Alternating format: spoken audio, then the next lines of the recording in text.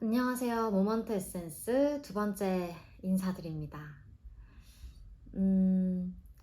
제대로 된 클렌징이 곧 스킨케어 0단계다 하는 어떤 클렌징이 정말 중요하다라는 얘기를 꽤 많이 들어보셨을 거예요. 근데 해보니까 진짜 클렌징만 잘해도 반은 성공이에요, 피부 관리가. 그래서 제가 꽤나 오랫동안 성인 여드름으로 고생을 좀 했는데 그런 트러블 피부를 극복하고 정착한 클렌징 루틴을 공유해보면 어떨까 해서 이번 컨텐츠를 만들게 됐어요. 너무나 서럽게도 여드름 피부는 클렌징도 아무거나 쓰면 안 돼요. 저는 성인 여드름으로 여드름이 시작이 됐는데 관리하는 법 자체를 그 전에 고민을 해본 적이 없으니까 막 이걸 어떻게 케어해야 될지도 모르는 상태에서 클렌징은 또 나름의 유행이 있잖아요. 그래서 오일 타입이 유행하면은 막 따라서 사서 쓰다가 또 워터 타입이 유행을 하면은 또 따라서 사서 쓰다가 그러면서 유수분 밸런스는 사유나라.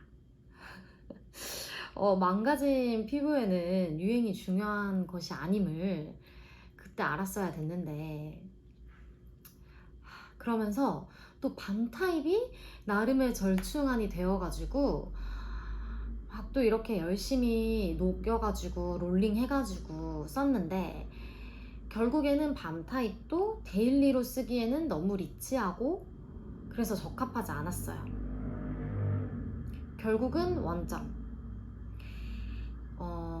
근데 제품은 정말 다 좋은 것들이었거든요. 근데 그냥 밸런스가 깨진 피부에는 제품이 좋다고 정말 다 나한테도 좋은 클렌저가 아니더라고요. 그래서 아무튼 오늘 저의 트러블 극복 루틴 중에 첫 번째인 클렌징 루틴을 공유해드리겠습니다. 우선 첫 번째로 포인트 메이크업은 지워야 되니까 비페스타 아이 리무버 요거는 워낙 유명하고 저 또한 올리브영에서 항상 사서 쓰는 아이템인데 이렇게 오일층이랑 워터층이랑 나뉘어져 있는데 사용할 때 흔들어 가지고 사용하는 아이템이거든요.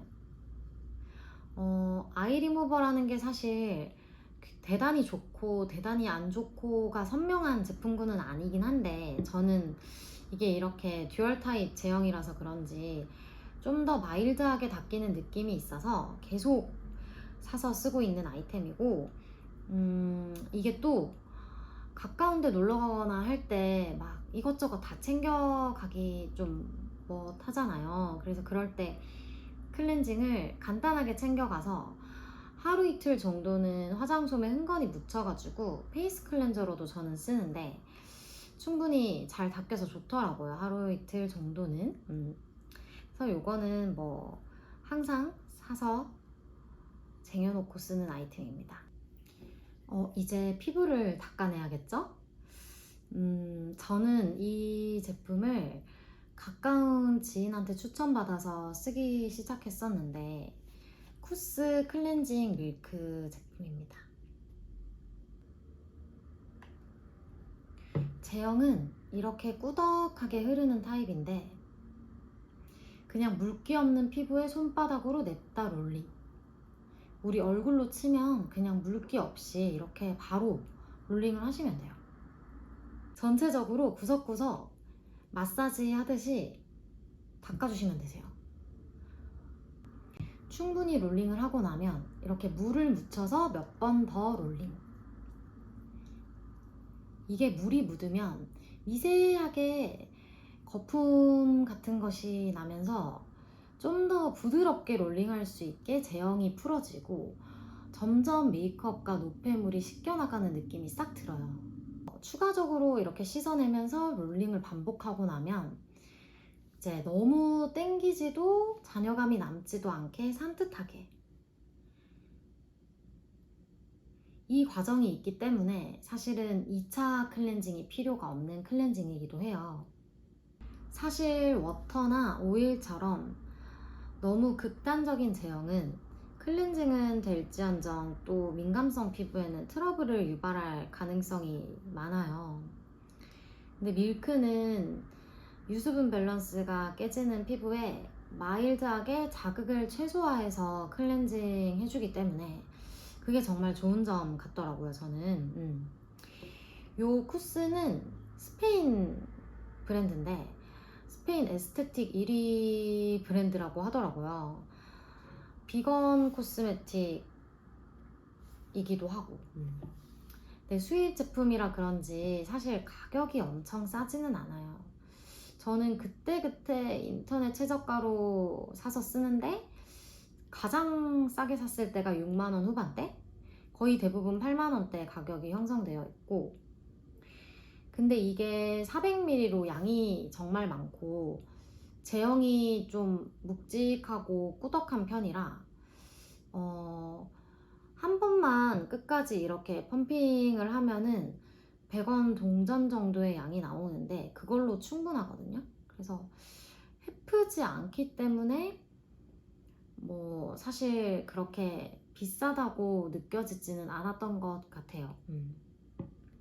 근데 시중에 이제 밀크 제품도 꽤 많이 나와 있는 걸로 아는데 이렇게 제품에 뭔가 히스토리나 뭐 이런 것들이 많이 쌓여 있지 않은 브랜드가 많다 보니 나는 좀 뭘 써야 될지 모르겠다 이렇게 고민되시는 분들이 있으면 저는 쿠스 제품 추천드립니다. 그리고 2차 클렌징 안 하면 뭔가 찝찝한 분들 계시죠? 저요. 근데 앞에 이렇게 실컷 마일드하게 잘 해놓고 2차 클렌징을 빡세게 하면 모든 걸 망칠 수가 있단 말이에요. 그래서 정말 자극이 적은 2차 클렌저를 알려드릴게요. 바로 요 제로이드 젤 클렌저예요.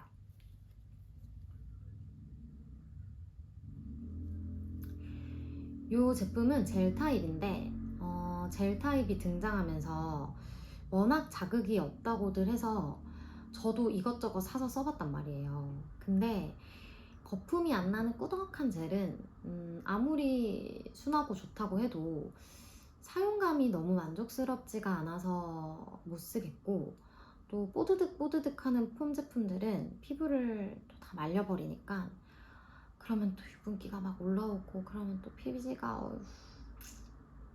그래서 저는 이렇게 젤 투폼 타입을 좋아하는데 얘 같은 경우에는 빡빡한 거품까지는 안 나요. 근데 부드럽게 몽글몽글한 정도? 요 클렌저도 조금만 펌핑해서 쓰는 걸 추천드리고, 특히 2차 클렌징 용으로는 굳이 왕창 쓰지 마세요. 딱 한 번만. 저는 아침 세안할 때 선크림만 바른 날 그럴 때 이걸로 클렌징 하기 때문에 이 제로이드 젤 클렌저도 없어서는 안 되는 제품, 항상 쟁여놓는 제품입니다. 마지막으로 소개해드릴 건 요 패드인데 토너까지가 클렌징이죠. 니들리라는 브랜드의 각질 패드예요. 이거를 쓰게 된 이유는 일단 제 피부는 각질이 좀 있는 피부인데 그게 분명 트러블에도 영향을 준다고 느껴지더라고요. 근데 막 전문기관 가서 하는 필링이 아닌 이상 홈케어로 너무 무리하게 필링하면 문제가 당연히 생길 테니 선택한 게 요 각질 패드예요. 요 엠보싱 면이 있고 또 이렇게 반대편에 매끈한 면이 있는데 뭐 특별한 거는 없어요. 저는 이렇게 피부 결 반대 방향으로 엠보싱 면으로 좀 어느 정도 압력을 가해서 닦아주고 코 옆, 턱 이런 데 특히 그리고 매끈한 면으로 그냥 한번 정리정돈 하고 끝.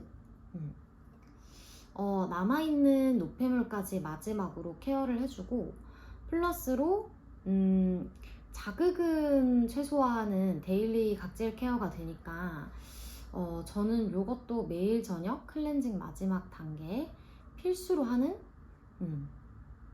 토너 작업입니다. 하루만 해도 달라져요 라고 말씀은 못 드려요.